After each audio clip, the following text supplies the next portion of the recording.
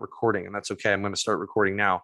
And I'll have to probably repeat myself for a few things, but in any event, we started playing through this, and it was a great deal of fun. And we'll have to kind of restate the legal stuff real quick, just for my own purposes. But I'm not being compensated, given any copies of this. Normally, sometimes YouTube channels and folks that do this sort of thing are getting, advanced copies of card packs, or or being hired to give a review. I'm just a fan and an aficionado of this game, and I love it. And of course, I love the lore. I've written a book about Tolkien, so consider myself a aspiring Tolkien scholar. And in any event, there's no compensation here whatsoever. This is just from the goodness and whimsicalness of my heart, and I'm excited to do it. And then just a quick restatement of legal parameters here. Fantasy Flight Games is the creator of the game. Everything I'm doing falls within fair use, critiquing, reviewing, doing playthroughs. And then what I'm adding from my own commentary as an academic is we're going to be talking about the lore and the myth, behind and underneath and literally on the cards that Fantasy Flight Games has made. Now, a lot of this stuff is based on lore from the books. And in fact, I would say most of it is. In fact, let me give you an example. Here's another form of the Aragorn hero. Okay, and I'm going to give you kind of an anatomy of a card here in a minute. But if you can see, it says, "I am older than I look." I know it's kind of coming into focus here. At the bottom of the card, see if we can get it just right. It's still a little blurry. I see that. Okay, let me try a different. It's coming in gradually. In any event, there we go. Perfect distance. Okay. You see at the very bottom of the card, right above where it says hero, it says, "I am older than I look. I might prove useful." This is probably from the Strider chapter in the Fellowship of the Ring, when the hobbits first come to Bree, and they can't find Gandalf, and they find Strider, whose real name is Aragorn, one of his many names, sitting in the corner. So this card is based on the lore from the book. And this is a hero card. And you'll notice a couple different things that is important about a card like this. And all this to say that we're going to be exploring the lore, talking about the story. See what I just did there, and just kind of tie it into the book and explain where this comes from, who this person is. There are going to be some cards that obviously I think are Fantasy Flight Games sort of in creative interpretation. I may not know the backstory of. There's a super abundance of material. And I know I've encountered a lot of cards that just seem like it's the creative expression and liberties that they've taken. But, a lot of them are also kind of things that you have read in the books, but they're kind of new fictitious sort of renditions of those events. Okay. Like I'm looking at a scenario for this one, Invaders, I think it's called. Let's get this one over here. This is Intruders in Chetwood. Okay. And I'll just put that there so we can look at it in a minute. It's another kind of card we'll look at. But that's the kind of thing where it's not literally from the books, but it's something that, you know that there have been orc parties described in the book, for example, and, it's something that's relevant. So again, there's just a lot of Fantasy Flight creation here, and they haven't released any literature to my knowledge on what is and what isn't, canon lore. Canon, kind of from the Greek word for established law or order of, in this case, the Tolkien canon. So, but a lot of it is Tolkien canon. And so when it is Tolkien canon, I'm going to be talking about it. Now, I only have, for this game, there is a series of what's called saga expansions, which literally follow the storyline of the book pretty closely. I only have The Hobbit. I think parts 1 and 2, I think there are 3. So that's a collection I don't have. I have all but 2 of the deluxe expansions, almost all but like 3 of the adventure packs. I'll explain all how that works. And so I have I probably have about 85% of everything. But most of these that I'm going to be using are not part of the saga expansions. They're sort of creative interpretations, or, they visit places that are only mentioned a little bit in the book, or not mentioned at all, or barely mentioned. They're all mentioned, of course, and they're again Fantasy Flight creations. So there's that. I want to talk about the anatomy of the cards, but I'm getting a bit ahead of myself with, talking about the cards. So let's back it up for a second and let's talk about the game itself and why we're doing this. And I want to get back into that. So now that I've gone through the legal stuff again, for those of you that don't know, I again published an episode last week or the week before, episode 5 of season 2, that went over this in some detail and mentioned it again in yesterday's episode during the blip introduction to Dr. Wilson's episode. So just to kind of put it on everybody's radar. And then I was able to get some free time this morning. I was up early getting the kids, helping Sarah get the kids ready for school. And I was able to jump on this and get it done. So I think first I should say there's a lot of nostalgia for me wrapped up in this game for the obvious reason I mentioned. Sarah and I used to play this when Lucas was a baby. And when we get some free time, we would, bust out a board game or card game like this one and we would play. And, I think Sarah's come to love the Lord of the Rings. I mean, being married to me, I guess it's inevitable. But I obviously do. And so we enjoyed it. It was a way to spend time, to bond, for her to learn more about the books and the characters, and who doesn't love a good board game with your loved ones. So nostalgia factor, definitely. Recently and during the pandemic, last couple of years, I started to get back into the game like a lot of people did. And I didn't do any of this. I didn't do any long distance playing, which we're going to talk about later, which is going to be part of this new initiative. I would just play at home. I'd play with Sarah. I'd play with Lucas, and Annabelle would kind of watch. And she's 5, so she's still learning to read. And obviously, this is a reading heavy thing. But Lucas, he loves it. He'll come home and he'll see my cards out, and he'll look at one like, what's that one? And he'll stoop over them when he comes home. It's adorable. So we have a nostalgia factor for playing the game. Secondly, I've been playing this just a lot during the pandemic, as well as Marvel Champions, and hearing more and more people kind of getting into that. And with all the Marvel movies, and it just forget how I bumped into it one day during the pandemic. I'm like, oh, I gotta look into this. This is great.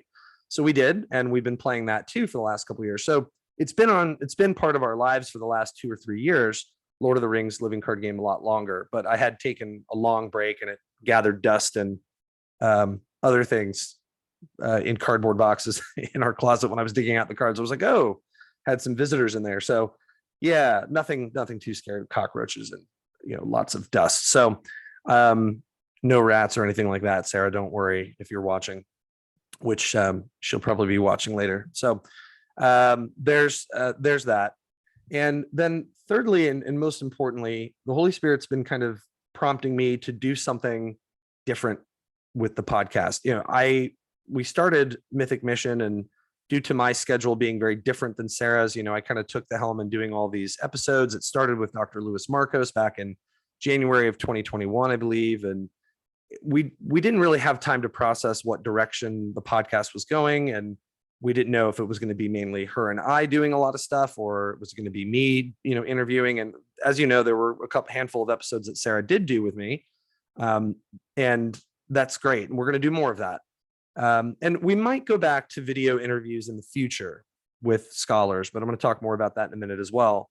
But we just kind of got swept up in doing these interviews, and one thing led to another, and one scholar led to another, and was able to make all these connections, and it was lovely. And so we just went with it. And I hadn't been able to pull over to the curb. And then recently been playing this again, and finally having the time to enjoy the lore of my own book, what I wrote about. And that's a weird thing. I know a lot of authors out there probably need to hear this, that, when you write a book, you've labored so long and hard that a lot of the things you read, especially if it's about fiction, in my case, writing about Lewis or Tolkien, in my case, you're only reading books for research and essays for research, and you're digging into archives, and then you write your book, and then you kind of just talk about it when people want you to talk about it, but you don't get to enjoy it. Okay. And at least I didn't. And so because it's all about Tolkien, I've been able to revisit my book lately and kind of view it more objectively and see its many flaws and also its many strengths, I think. And also, most importantly, to appreciate what I'm writing about, which I think anybody watching this or listening loves Tolkien, right? And loves Lewis. We'll focus on Tolkien for now. So I have just been praying and thinking and reflecting about this coming back into my life and being able to look at my book again and writing again, which I'll talk about later too. And I just thought, it would be kind of fun. And I was poking around in Facebook groups and joining some groups and talking to some people. And I found out a lot of my scholarly friends online actually are learning to play this game and or do or want to. And one thing led to another, and I just felt the prompting to do something about it. And so it was just a spark of inspiration. I thought, well, I see a lot of people do playthroughs and tutorials, and I'm no expert on the game. In fact, I'm still very rusty, as you're about to discover. But I have fun doing it, and sometimes a couple turns in, you lose the game. It's a very hard game. I would describe this as a cross between a puzzle and a card game, board game sort of thing. And you have to build decks usually for a number of reasons, and I'll explain that later. And so, I'm still learning, and so my channel isn't going to be dedicated to that. And up until this time, it's been dedicated to scholarly interviews. And I said, I want to do something different. I want to do something else that I love that also really taps into the mythos of Mythic Mission and what we're all about. Exploring myth as grand narrative, as big story, as meta narrative, as narrated worldview, especially using the works of J.R.R. Tolkien and C.S. Lewis and imaginative apologetics, and applying that to something else that I love outside of academia.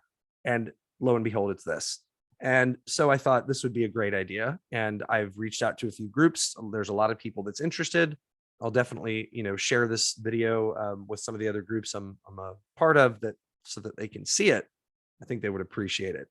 And I hope that they do. And I hope that they'll see that this is something that is going to combine a lot of people's favorite loves. Fellowship over a board game is great, whether you're outside or inside, smoking cigars, having a drink, having coffee or tea, whatever. There's lots of great sort of opportunities for fellowshipping with board games. People bond and connect over this. There's reading involved, there's critical thinking involved, there's dialogue and teamwork and cooperation and argumentation going on. So I thought, well, what else do I do that I know that is like this? And it's apologetics. For those of you who don't know, it's from the Greek apologia, to give a rational, is implied a rational defense or explanation of one's views. And as I like to say, everyone is an apologist for something. I'm an apologist for this game because I think it needs to be defended. It's a great game. It's very hard, and sometimes that's discouraging, but that's just one way of using the word apologetics or apologist.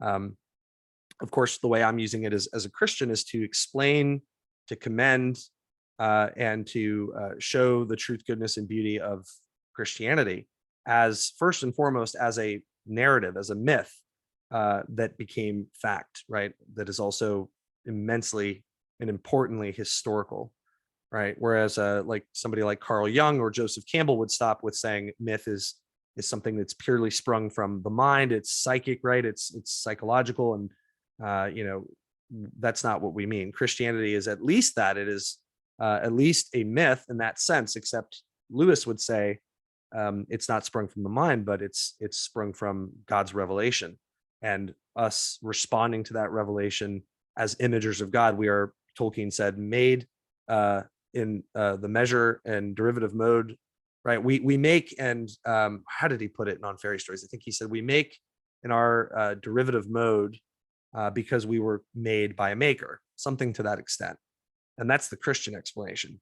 So Christianity is at least that, in this sense, is a myth. God is mythopoeic, Lewis says, and so we must be mythopathic. We have to respond through myth. And so we're responding to a mythic quality of reality, and there's something inbuilt and created in us that is meant to respond to that, right? So it isn't just subjective or psychological, as Campbell would say. And of course, Christianity is historical. And this is what apologetics seeks to do, is to defend Christianity as a completely true worldview. That is, it claims to be the complete truth. It is the story that explains why we love to tell stories. It's the story that can make sense of other stories and find a place for other stories, not only your own narrative, but other religious narratives. That's what it claims to do. And if you're going to contend with that, you have to test it. And there are things we're going to talk about in this part of the ministry, which will engage that. So if that sounds interesting, and the relationship between other religions and Christianity. So we're going to get into all that. And that's what apologetics is in a nutshell. And what I just did was more so imaginative apologetics, using the concept of myth as a narrative worldview. Um, and a worldview is a kind of metaphysical, comprehensive idea of what is real and true and how we know it, which that's epistemology. It deals with how we know what we know, right? And so our worldview is our comprehensive understanding of all things in reality. It would even include the supernatural, the invisible. That's the meta and the physical there. So all of reality, right? We're not coming in with any assumptions or presuppositions that says, oh, well, supernatural can't exist, because how would we know either way? You know, how could we prove that either way? Absolutely. And so we come in with an open mind, right? And so that's what I'm hoping to do on this podcast, to have these kinds of conversations and even apologetic tutorials like that, and to go through, what does metaphysics mean? What does this mean? And partly what I'd like to do with that is do AMAs. If you don't know what those are, that's Ask Me Anythings, where people can come by and they can put in the chat questions about the card game, about the lore, or ask a question about apologetics or about Tolkien and his faith. And I think that would be really fun. And so I'm hoping to draw some of you to that, and maybe even invite you to come and join me through Zoom for a playthrough where we can figure that out. I don't know if somebody joins and they have a tabletop camera. I suppose they would be able to display that on their end, and they could see us playing through the same scenario. Or I would imagine somebody would have their hero cards here, and they would just rely on my camera for the scenario and kind of narrative. And we probably have to break it up, because these games can either be very short or very long. And so depending on how successful or unsuccessful we are, it could be more apologetics or more lore. And so each episode is going to be kind of fresh and different and spontaneous. People are going to come in and ask questions. And so you kind of now know the background about why I want to do this and why it's important to me, and why I think it's a great idea. And to my knowledge, nobody else is doing anything like this. Probably something similar, but they're not putting quite the emphasis and spin on it that I am. So we're gonna go with it.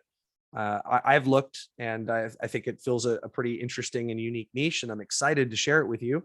And so, how is this going to work with the ministry? And then let's talk a little bit about the card game and how that works, just briefly. And then I'll maybe do like a turn or two to kind of show you how it works. And I'll also check to see if anybody has said anything. See, there's a couple people who are online. Okay, very cool. So if you have any questions, or if you're interested in learning more, just send in something, or take a look at this later when you have some more time. And feel free, if you know me, to reach out to me. This is, after all, streaming to our Mythic Mission podcast group. I forgot to mention that. Access to this group has either been, formerly from being a guest on the show, or knowing me, or being family or close friend, or someone who is invested in what we're doing in some way, and now going forward, since we have a Patreon account, for those that sign up for one of the tiers. And I think it starts at $3. I think the private access to this group starts at $3. I have to go back and check. We have 3, 5, 10, and 15. You'll get access. You'll get an invite if you're on Facebook, and if you're not, we'll find some other excuse to pamper you and have you join some kind of conversation on Zoom. So anyway, it's depends on whether you have social media, but this is being streamed to our group so that people can kind of see first what we're doing there. So that's kind of a special treat. It's not on my main Facebook page. So take a look later if you're not joining us live, so that you can check this out. Okay. Let me say just a quick word too about a Patreon. Right now, it's going to stay the way that it is. Everything's going to be free, including these YouTube episodes, which I want to talk about, and our audio only scholar interviews going forward, which are just on podcast platforms. So nothing's behind a paywall. If you want to join Patreon, you'll get access to the Facebook group. And right now, depending on the tier, there's different merchandise, access to live Q&As, things like that. So there's some cool incentives to join. And also to be in the loop and to hear first about things like the Imaginative Apologetics 6-week class that I'm leading right now, that's going really well. We just finished our halfway point. We're moving into session 4 of 6. It's probably too late for anybody to join now. It would be kind of pointless.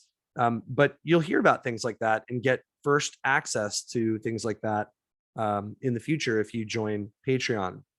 In fact, in the future, it may be just restricted to Patreon members. But right now, we don't have but just a few supporters. And so until those numbers go up, there won't be like restricted access to classes and sessions like that. But that's another perk. And it's just a way to support us. We're not doing it for the money. There's no need for that. This is not an income driven project. This is treat it like a ministry, a lay ministry. If you want to support us, you like what we're doing, we'd love for you to join us and enjoy those perks.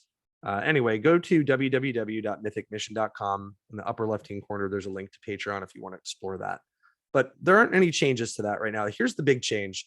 As I mentioned, starting yesterday with Dr. Wilson's episode that we did about her book, Scandal of Holiness, from now on, we're going to be doing the scholar/author interviews as audio only. So with this new microphone and we had one listener who sent in an email who said something about the audio quality. And I'm like, oh gosh, he's right. We've got to fix that. And so now with this newfangled gear, I thought, well, now's probably a good time to kind of make some changes. So the typical Mythic Mission interviews, the ones that are just me talking to, or me and Sarah, are going to be audio only. So you can get us on Spotify, Amazon Music, Facebook, iTunes Podcast, Podbean, all that stuff. And there's going to be no more video face-to-face interviews with our guests. We're just going to be kind of a traditional podcast. You think of something like when I went on the Naked Bible podcast with Dr. Mike Heiser, I think it was just audio only. We did a Skype call. So it's going to be stuff like that. And I might do Skype sometimes, or it'll just be Zoom. Yesterday's was Zoom and it was just audio only. So that was our first pilot for that. Nothing newfangled or, big deal there. With the YouTube channel, as you know, usually when I release an episode that is a guest that's come on the show, there's the audio version, and then there is the YouTube recorded version. From the very first episode of season 1, unless it was an episode that I was just talking or me and Sarah were just talking, everything had a copied video audio episode on YouTube. We have a Mythic Mission YouTube channel. You can just search for us on YouTube or go to www.mythicmission.com. The link is in the lower left-hand corner, or you can just Google it. You'll find us pretty easily. And you'll see all the episodes. Every guest we've had on has had a video. And a lot of them have been really popular. And I think we might do it again in the future. But to make this special and to differentiate it from the other sort of more academically invested track that we've been doing, the Mythic Mission Tabletop Apologetics, and I'm going to try to rebrand it, and we're going to try to make a new image. That's the next step for the summer, is we're going to try to make the YouTube channel look a little different. The problem may come in that this stuff I don't know that I can use in maybe like a screenshot. I'm going to have to ask, but like a screenshot for the background for Mythic Mission Tabletop Apologetics. So the art of the YouTube channel is going to change. If for some reason we can't change it, we might just change the name, but in some way it's going to change. And all of our future YouTube videos, including this one, which is going to be posted today, is going to be centered on this. Okay, so that's the major change there. Now, all that stuff is out of the way. We've talked about the inspiration for why we're doing it, the usefulness. And I think what would be great is if we've just joined a new church too. If I get people, from our local church or anybody who might be interested even locally who can come by and play, or just me and Sarah, or even me and the kids sometime, which would be fun and chaotic, but kind of a cool thing, right? And it's great for kids, by the way, because especially as they start to learn to read, this really helps them. And it also helps develop critical thinking skills. There's math involved, there's logic. It's really great. So we're going to do all sorts of fun stuff like that. But I want to try to get this to be kind of like a fellowship. So on some of the groups that I'm, a member of, there's going to be some people from those groups, the Lord of the Rings Living Card Game group, that come on later on down the line when we do Marvel Champions similarly. And people will join via Zoom. People will come in and ask questions, and the live chat room. In the future, I may alternate stream live to YouTube and live to Facebook. The reason I like streaming live to Facebook is I can capture more, I think, people that are interested. And in the future, it may be that I do it on my public timeline. That way, folks that are friends with me who are not part of the Mythic Mission group yet might have access. And like I said, right now, I have no plans to make this a special thing only unlockable to Mythic Mission Patreon supporters. It's going to be for everybody. And we'll stream live on Facebook and then post the videos to YouTube. Because we don't have a really large YouTube following, there's 100 subscribers. Please help us change that. Maybe this will. In any event, we'll probably do it that way. So we'll do Zoom. We'll have people come in on Zoom. We'll have them play long distance, or we'll play around the table. We'll record these episodes. We'll also simultaneously stream them to Facebook on the public channel. That way people can join in. I may get the permission of some of the groups to later stream to them or to share to them. And then we'll post the video on YouTube, on the YouTube channel, so people can watch it if they want to gain access to that. Now, the only thing that, and I've got to think about this, if there's a chat, if there's a live AMA, that would work better with YouTube, because if you've ever done that where it's like a recorded episode where it was streamed live, what's great about that, and so we might do that sometimes, is the chat as you go through the video will display as you watch the video, and you'll be able to see what people asked and why. So like I said, there's still a lot of bumps. We're trying to explore what would be the best option, but in any case, you're going to find the recorded episodes on YouTube. And I'm hoping to get people from different online communities and local communities to play around the table. And I think it'll be really interesting to see how this would work on Zoom, to have, for example, my player cards, right?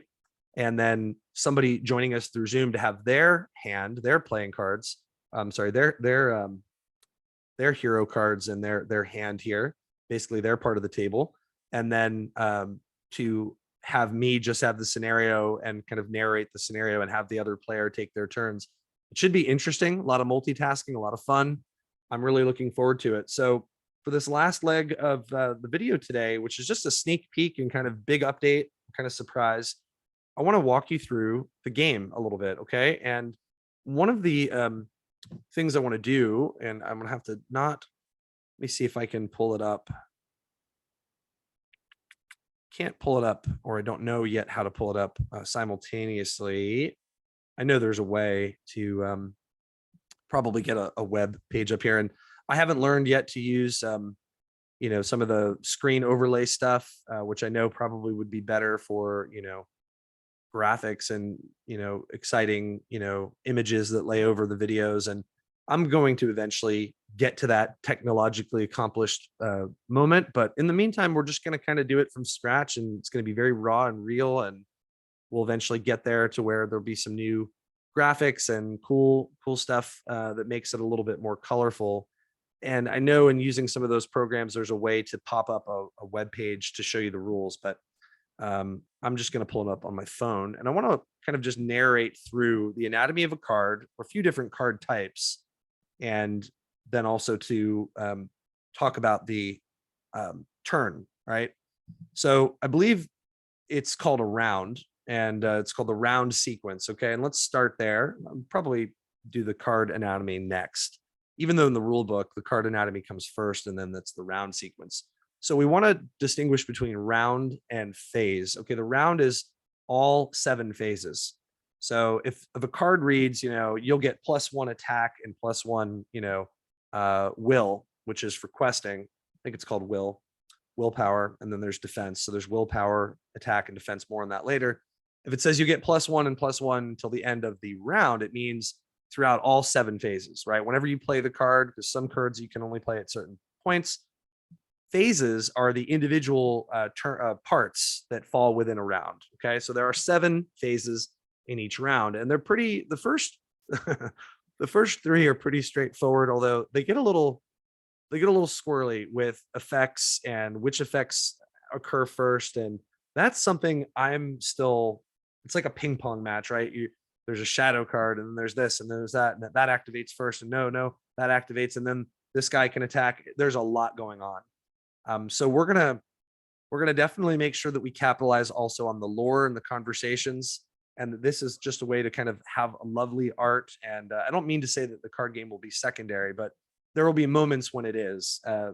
We might have to pause and say, okay, my mind just exploded. What do I do? How do I move forward? Because I've had some turns like that where I'm just playing by myself and I have no idea what to do, because I'm paralyzed by the staggering number of effects and things that have happened. Okay, so we have the round sequence starting with the resource phase. Phase one, each player will add, and I think I have, let me see if I can, hold on. You add a resource, okay? Now, the Lord of the Rings living card game comes with these little cardboard resources, okay? So you can see here, this one is resource.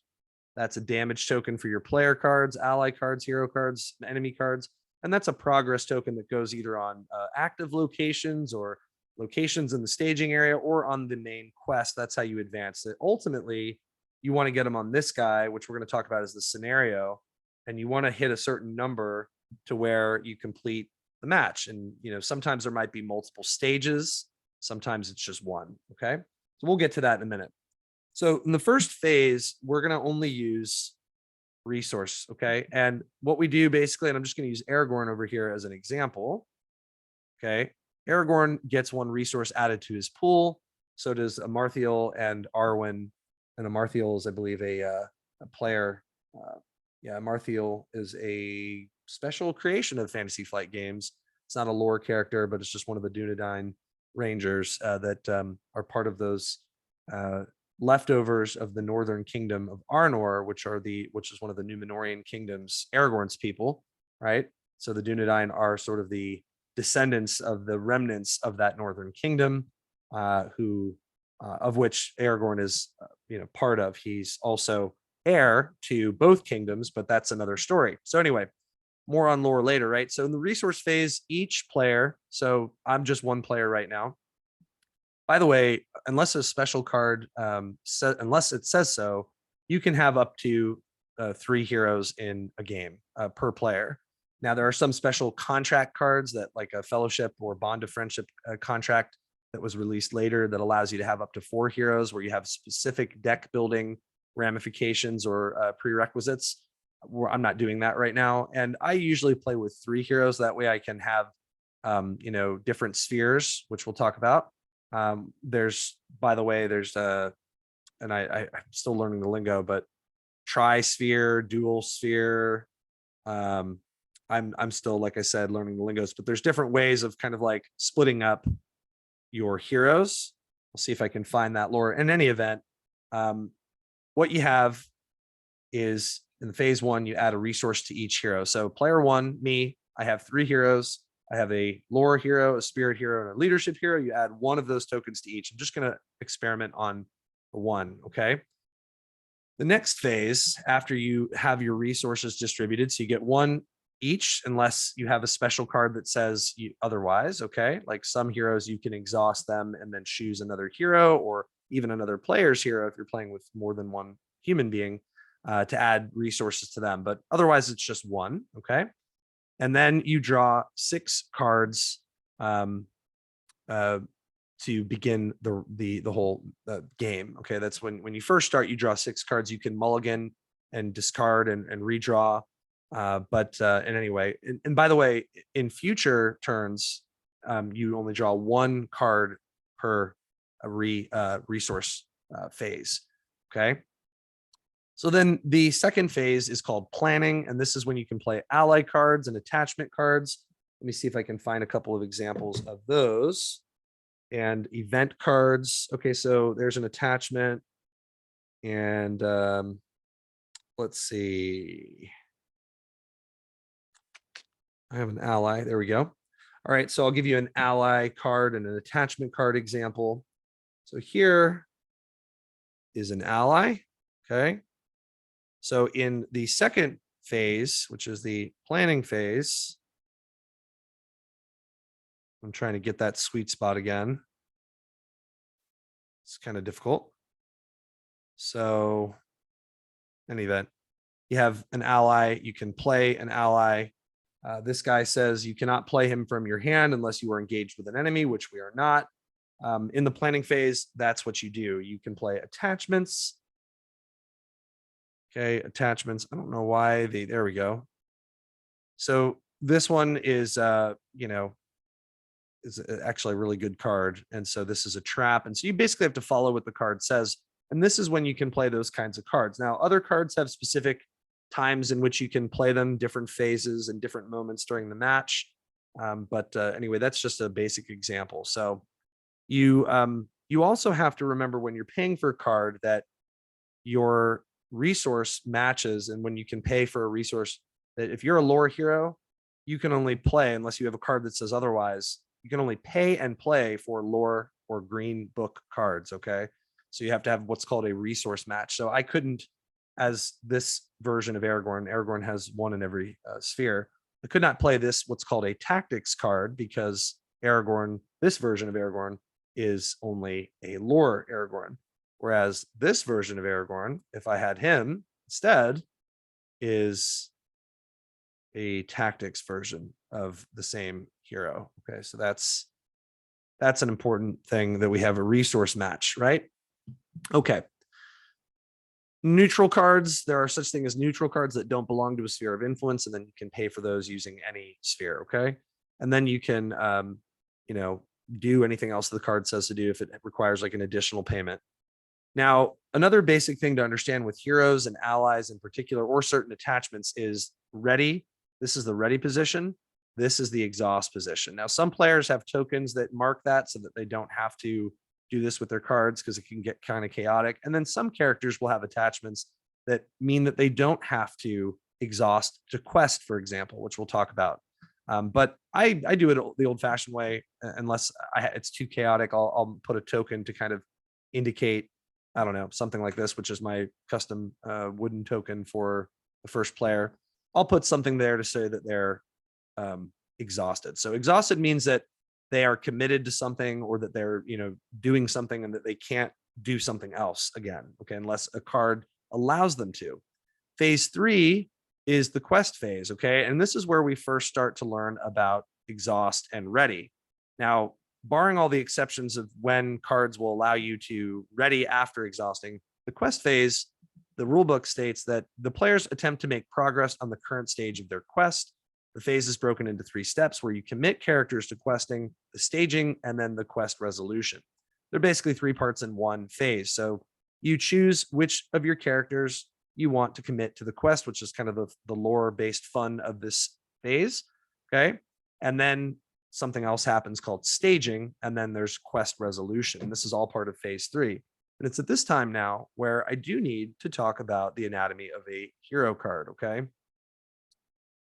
So let me see if I can get our sweet spot again. There we go. Okay, so this is a hero card, and you've got the title of the card down there. Don't worry about all this script down there. That's just for like what set it's part of and things like that. And then you have your sphere of influence in the lower left-hand corner, which is in this case, and I'm trying to get that sweet spot again, and you're getting a nice zoom in on Aragorn there. So that's the lore. The green book is the lore sphere. Okay, there are 4 spheres. There's leadership, lore, spirits, and tactics, spirit and tactics. There's the name and the traits of the character. Sentinel means he can defend for other players and other characters, I believe. Refresh action, once per game, you can reduce your threat. We'll talk about that, to the starting threat level. That's a very good ability. His health points are in red, an upper left above his name. And then he has the statistics, okay? And that's the second to last thing I want to talk about. You have your defense, which is 2, your attack, which is 3, and your willpower, which is for the questing, which is 2, okay? And then in the upper left-hand corner, you have that number, which is called threat. And this is how much the threat you put on the threat dial, which I'm going to talk about now, which is one way you can lose the game. So each hero has a different threat level. Each enemy has the threat level too. And the higher the threat, usually the more powerful the hero is. So this is a very high threat card, but it's not like Gandalf, who's like 14 or 15, I think, or Círdan the Shipwright. There's a lot that are much higher, and there's a lot that are much lower, as low as like 6 or 7. Okay, and depending on certain games, you can play, a game a certain way with lower threat or higher threat. I tend to play around this range, and I play who I like. So Aragorn's my favorite character. Arwen, his future wife, and then Amarthael is another Dunedain ranger that I love to play. And that's your anatomy of a hero card, okay? Now, to commit to the quest, I simply exhaust, and that means I've exhausted for 2. If I have any attachments that add any additional will, then I would include that in my tally. Now, this also means we need to talk about two other types of cards. And let me clean up my board here a little bit. Okay. So in this questing phase, and then I'll talk about the threat dial over here.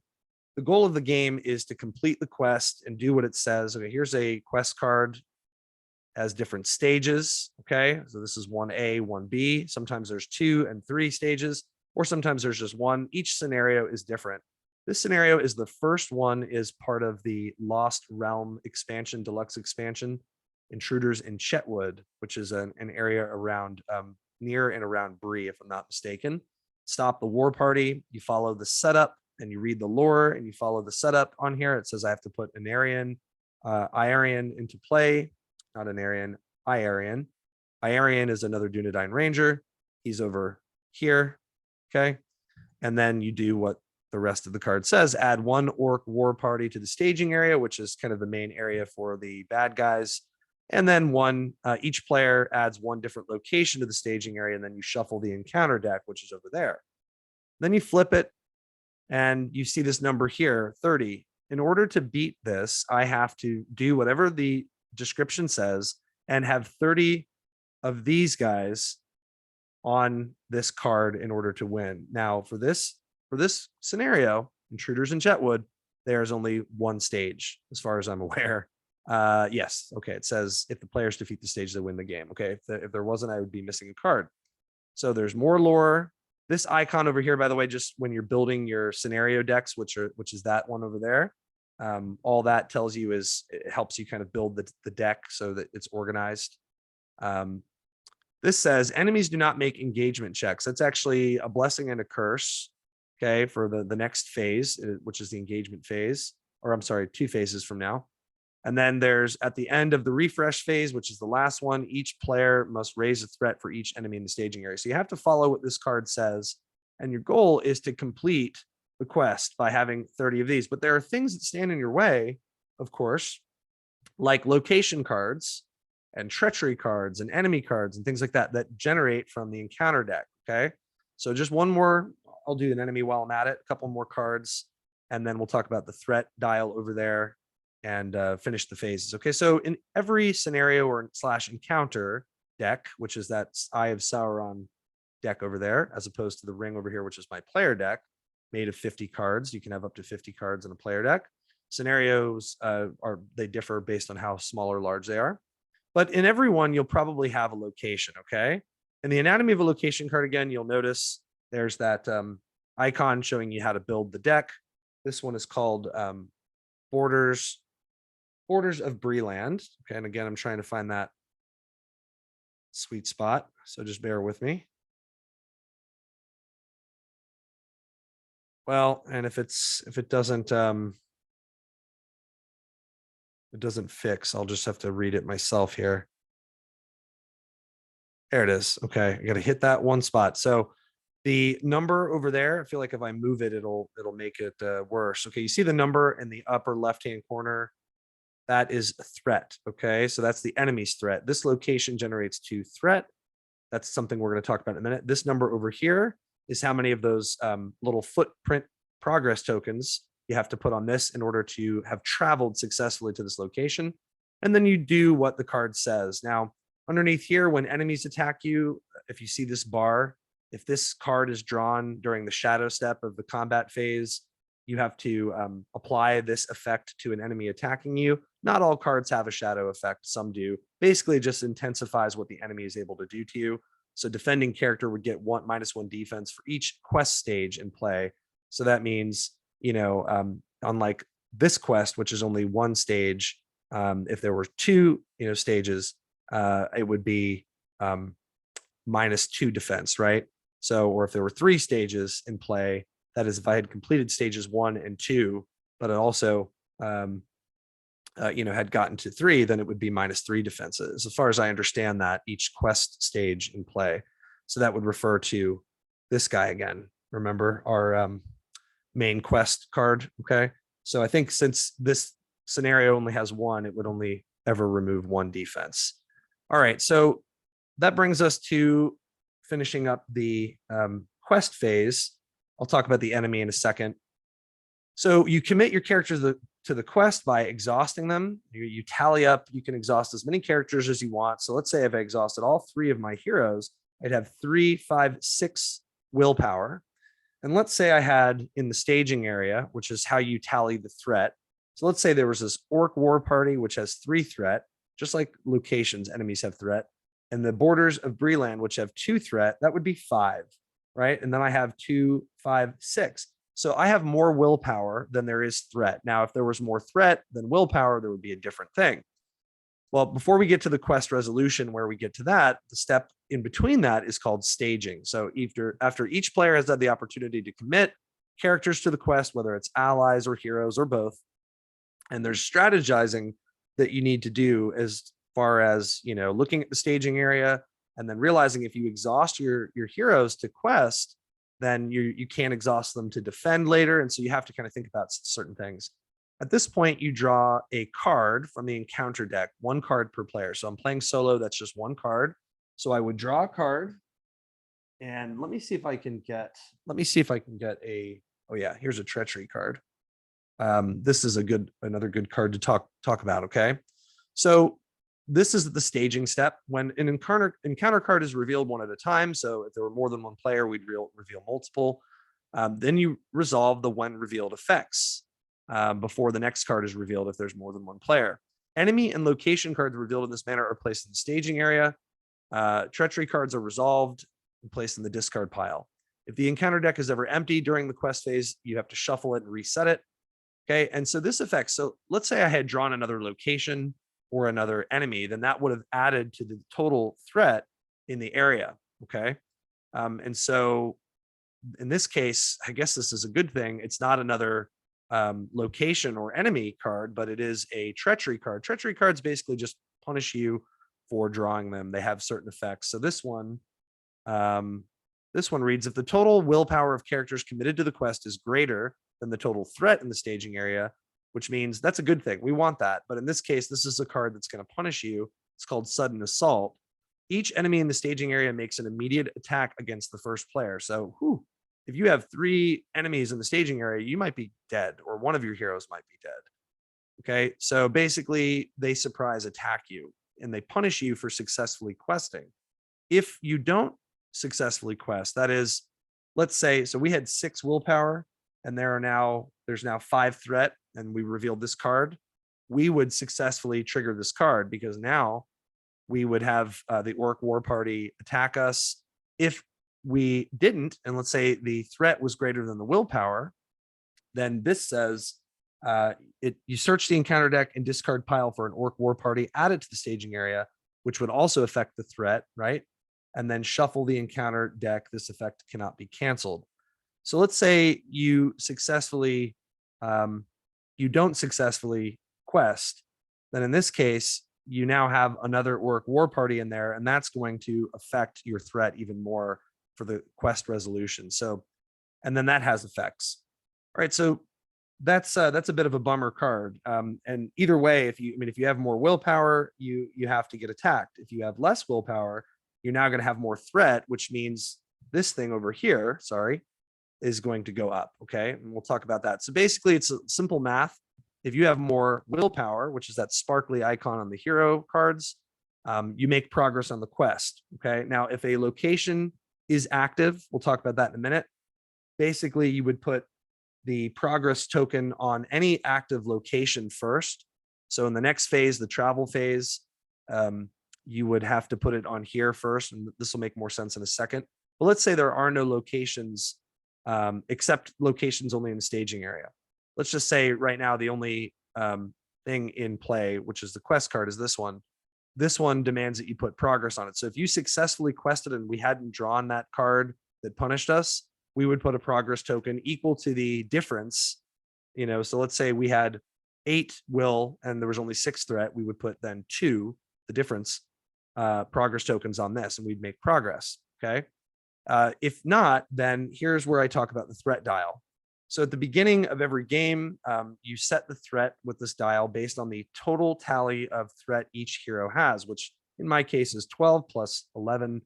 I'm sorry, 12 plus 10, So 22 plus 9 is 31. So I would start with 31 threat. Anytime a card or an unsuccessful quest, like let's say the threat was greater than the willpower there, the difference rather than puts progress on the quest or the location, the difference of the threat being higher than the willpower would then add more to the dial. Okay. So let's invert what just happened. Let's say there was 8 threat and 6 willpower, and I was at 31 starting threat. I would now add 2 threat to my threat dial. By the time I get to 50, now I know certain games have a higher threat. There's different parameters, but if you hit 50, you lose the game. There are cards that can reset it, like Aragorn's special ability. There are other cards that can do it. There are ways of mitigating it, but you can threat out what's called threat out pretty easily with these games sometimes. So you have to be really careful. And in the case of Aragorn, use that ability pretty wisely. And so with this quest, the goal is to get rid of all orc war parties because we can't, the players cannot win the game while he's in play.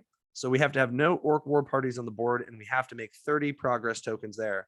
So it's almost as if we have to defeat the enemies first, make progress on here, and we have to have a successful number of allies and cards that allow us to quest heavily so that we can do that. So that means we can avoid threat and make advancements here. And so the goal in this quest seems to be more about questing, right? That is, we want to have a higher willpower so that we can avoid too many cards like that, have good heroes that can take hits from those treachery cards, put as many progress tokens as we can on this, and then once in a while take a pause from questing and prioritizing that to defeat enemies like the Orc War Party. And you can sense that this game is really fun. There's a lot of really cool Tolkien lore. Okay. The next phase, 4 of 7, is the travel phase. Now let's bring it back to, we were making progress. Let's say we successfully quested. We hadn't drawn that treachery card. We would have put it on that. But one thing that changes this, and this is good because if a location is in the staging area, like an enemy card, it adds to threat. In phase 4, you can choose a location. Let's say there's like 3 locations in the staging area. You can choose one, and you can go ahead and put it over to what's called the active location. And you put it right next to the scenario card, which is ordinarily where we would put our progress tokens. Ultimately, that's where we want them to go. But sometimes we need threat reduction from the staging area so that we successfully quest. So we have to strategize during phase 4 for travel. When there's an active location, you have to resolve anything that that card says pertaining to the staging area or when you travel to it. If you choose to travel to it, then the next turn, the next round, when you quest, if you quest successfully, rather than put another progress token here, the only other time when you wouldn't put a progress token here is if an active location is in effect. So you travel there, and once there's 4 on there, you dismiss that, put it in the discard pile, and then unless there's anything else in play, your tokens go here. Okay. So that's where we want them ultimately.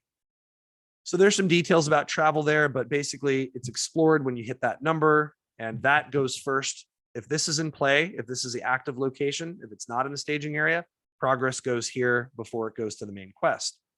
Okay, and there's times when that's going to alternate. So that's another strategy. Phase 5 is encounter, and it consists of 2 steps: player engagement and then engagement checks. This scenario does not, it says that enemies do not make engagement checks. So for phase 5, there's certain things, certain heroes, for example, Amarthael here, which is a good hero, leadership hero that she is. When you're engaged with at least one enemy, you gain the tactics resource icon, now making this a tactics leadership duo. Okay. While you're engaged with 2, you add an additional resource during the resource phase. So one of the good things here is that she has high defense and attack. You may want to take an enemy out of the staging area, like an Orc War Party. Hopefully she'd have some attachments on her first, so she's beefier. But it's just kind of like the travel phase, except now it's removing enemies from the staging area. Once again, reducing threat, allowing questing to be more successful, and getting rid of the enemies. And like this enemy, the Orc War Party, is good. We want to get rid of him because we can't win the game if there's any in play in the game whatsoever. Okay, but 6 attack, 3 threat. That's good. We get him out of the staging area. You can see that this is the engagement. This is their engagement cost. This is if, and I'll go into this very briefly in a second, but That's a number we'll have to explain. This is a very beefy card. So right now she would not be well equipped. They wouldn't do anything to each other, right? Because her 3 attack would be absorbed by his defense, and his 6 attack would do 3 damage to her, and she only has 3 hit points. So she needs to be beefed up before she can do that. So during phase 5, in this scenario, rather than do 2 steps where it's you engage an enemy based on your own option, your own choice, and then step 2 would be engagement checks. The players must make a series of engagement checks to see if any enemies in the staging area engage them. Okay, there's no fighting going on yet. So each player, clockwise, I think if there's players around the table, I forget what it says here, counterclockwise, clockwise, one of the two, obviously. The first player compares his threat level. So mine says 94, but it would be 31, right? With the engagement cost of each of the enemy's cards in the staging area. So this guy has 40. That's what that number is, right? The enemy with the highest engagement cost that is equal to or lower than this player's threat level engages this player. So he would not, because we're at 31 and his threat is higher. So he would not engage me. But in this scenario, no enemy makes engagement checks. So it's all part of the player's strategy to pull them out of the staging area in this one, especially this guy. So you have to wait. Now, there are other enemies like this one that you can pull from the encounter deck, which still have lower threat, lower attack, but higher, just as high a defense. And they can be pretty annoying, right?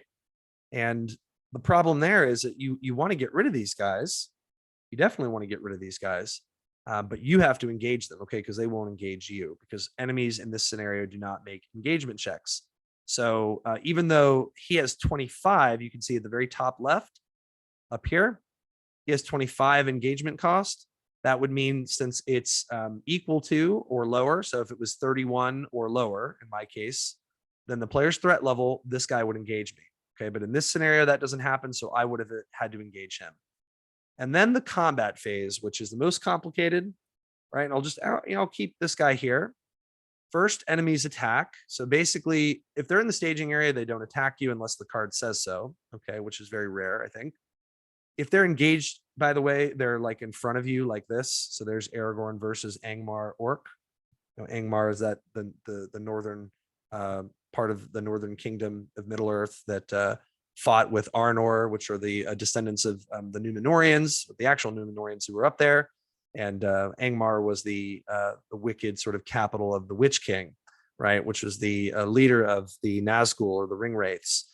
All right, so that was a part of the this goes back to the Second Age history, and I think Third Age history, but mainly Second Age history of Middle Earth, where there was fighting up there.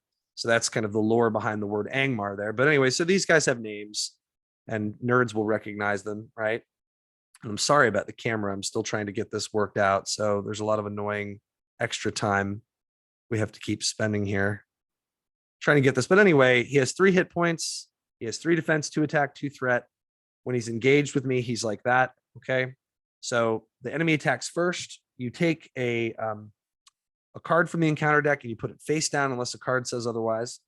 Okay. Now I'm going to use the example of this rugged country location. Let's say I didn't know that's what it was, but I pulled it. This is called a shadow card. Each engaged enemy with each player gets a shadow card. Then you declare a defender. So let's say, well, he's got 2 attack. I've got 5 hit points. I'm not going to defend, because the next part of this phase, I get to attack. So I'm going to flip this shadow card. I'm going to resolve 1 attack at a time with each player. So let's just say I have 1 enemy engaged with me, and it's only me. So I flip it. I see that this has a shadow effect.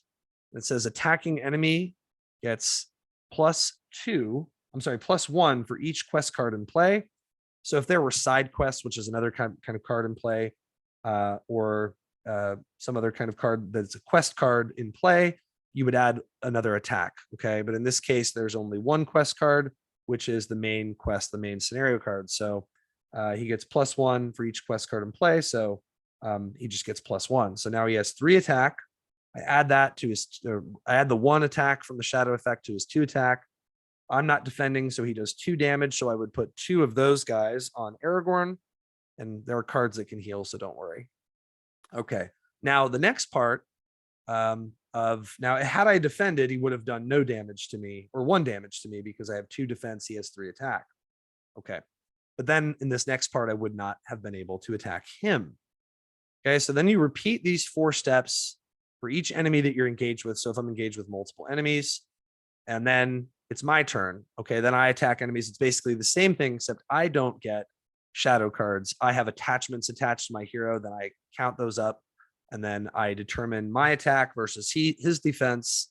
Okay. And then the difference is the damage done. So in my case, this guy I would not do any damage to as it stands, because I have 3 attack, he has 3 defense. So this is kind of pointless. So it would have been better in this case for me to defend, which I didn't do. But anyway, that's how that works. Okay. Shadow cards remain on the enemy to which they were dealt throughout the combat phase. If that enemy leaves play, you discard the shadow card from play. At the end of the combat phase, all of these extra cards get discarded anyway, because you're going to get another one next time if that guy is still in play. Okay. So it's kind of like questing, but it's just with a different variable, different icon. It's with those axes icon, right? Which is the attack icon that heroes and allies and enemies and such have. So this is really bothering me. I'm gonna have to find out how to get this to work better. It's so frustrating. Anyway, so we learned that the combat phase, there we go, is pretty much the same as the questing phase, except with that icon there rather than that one. Okay. And then the refresh phase is very simple. You all exhausted cards ready. So it goes from there to there. You increase your threat dial by 1, but this quest also has me do an additional 1 point. It says at the end of the refresh phase, each player raise each player's threat by 1 for each enemy in the staging area. So there's advantages to taking out enemies of the staging area in this scenario. So if there were 3 enemies in the staging area, I would raise my threat by 4, 1 per refresh, but also +3. The first player then passes this icon to the next one. If there's another person, clockwise to your left. Okay, that player becomes a new first player. That means they go first. Okay, so the game ends in one of 2 ways, with the players either winning or losing as a team. The players are considered to have lost if all players are eliminated. That's all your heroes, right? If 1 hero or 2 heroes is eliminated, you're still in the game because you have 1. Or of course, you reach your threat level of 50, right? The players are considered to have won if at least 1 player survives through the completion of the final stage of the scenario. So future expansion scenarios may have threat elimination levels at values other than 50. For all of the scenarios included in the core set, a player is eliminated when his threat level reaches 50. Okay, when a player is eliminated, his hand, all of his cards he controls in his deck are placed in their owner's discard piles. If all players are eliminated, you lose, right? So quest advancement, players immediately advance to the next stage of a quest as soon as they place a number of progress tokens equal to or greater than the number of quest points, the current quest card has. So this says 30, right? Additional progress tokens earned against the quest do not carry over to the next stage. So if you had, excess, all progress tokens on the quest are returned to the token bank when the players advance to the next stage. Then you have to play any newly revealed effects of the next stage. This one only has 1 stage. And so that 1 card, I can't really understand why that would have referred to another stage, because there's only 1 stage for this one. In any event, if there was like the Khazad-dûm expansion, which was the first deluxe expansion to this game, there's several quests with like 3 stages. Okay, so if you get through 1, you go to the next one. The game state of other cards does not change. Cards in the staging areas remain where they are. Cards engaged with players remain engaged. Exhausted characters remain exhausted. Damage tokens, everything stays basically the same, right? And then basically there's more on scoring and players and winning, but you guys get the basic gist. I ended up doing a really deep dive into the game. There are lots of keywords to learn. There's lots more to learn about traits on cards. For example, like this guy has Dunedain and Ranger, Encounter, Surge, Range, Sentinel. All these names and traits mean different things, and they trigger different effects. My purpose was not to go into that today. The refresh phase, after you ready everything, you also put 1 more of these guys in each hero's pool, resolve any card effects, and then it starts over again. So you've learned about anatomies of cards. There are side quests and objectives and other special things to talk about, but I'm not going to get into that today. And also there are cards, for example, where Thorongil, which is one of Aragorn's names, Thorongil, you can play that card. It's a neutral card. I don't have it out right now, but this would allow you to take the same, a different version of Aragorn, right? It has to be the same hero. So let's say you're playing as Laura Aragorn, and if you had this Thorongil attachment, it would allow you to add another one of his versions with a different sphere, like tactics, and you would get all of his, not all of his hit points and all that stuff, but you would get his sphere, allowing him to now play both red and green cards, and you would get his special text, which every engaged enemy with this version gets -1 defense, which is kind of good. And so that's an example of a card that's special, that does special things. What I would recommend is if you go to fantasyflight.com, go to products, look at Lord of the Rings, the living card game. It is on a hiatus right now, but one of the great things is you can download the rules of play, you can watch tutorials. Of course, you have mine, and I've also gone over other things as well, which is kind of fun. But one of the good things about that is that all their stuff is on PDFs. You can look at that, you can read through this yourself, and you kind of learn as you go, right? And so I did kind of a mock play today. This is not, obviously, it's a very sloppy presentation, as we were just kind of throwing different things at you. But there's really a lot of fun to be had. And I think it would also be good if you wanted to know about buying guides. I might do a video in the future on that. If you go to Fantasy Flight and you're wondering what expansions do I need, a lot of these are out of print.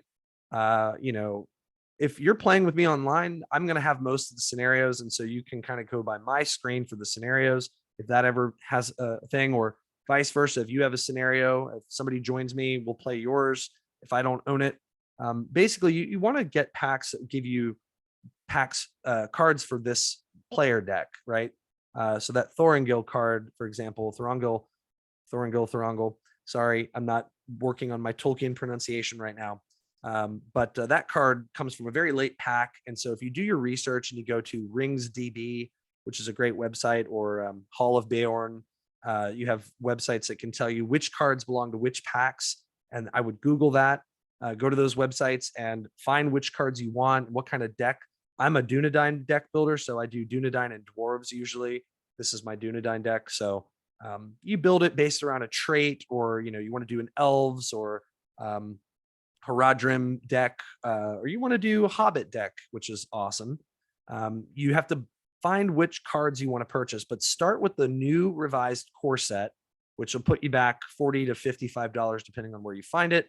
Get some good sleeves for your cards. I recommend the Dragon Shield clear ones. Let me see if I have a box. I think I do. So it's the clear matte Dragon Shield. You get 100 of those. They're a little pricier, but they're very worth it. You can get them on Amazon, and find out how many card sleeves you need, sleeve them up. You get these tokens, of course, that come, you can punch through them in the core set. That's how you get those. You can get custom ones online at various websites, like the Broken Token, which is a good recommendation if you want to check them out. That's where I got that one. And anyway, you guys, I've enjoyed this sort of talk and walkthrough of Lord of the Rings: The Living Card Game, and talking about Mythic Mission Tabletop Apologetics. I'm excited to start doing this formally, and I hope you've learned a lot about how to play the card game, and are excited, now that we've done the game side of things, to start our tabletop conversations about religion, philosophy, mythology, and literature. So I'm really looking forward to that, and we'll see you next time out there on the mission. Thanks for listening, and please let me know if you have any questions. Reach out.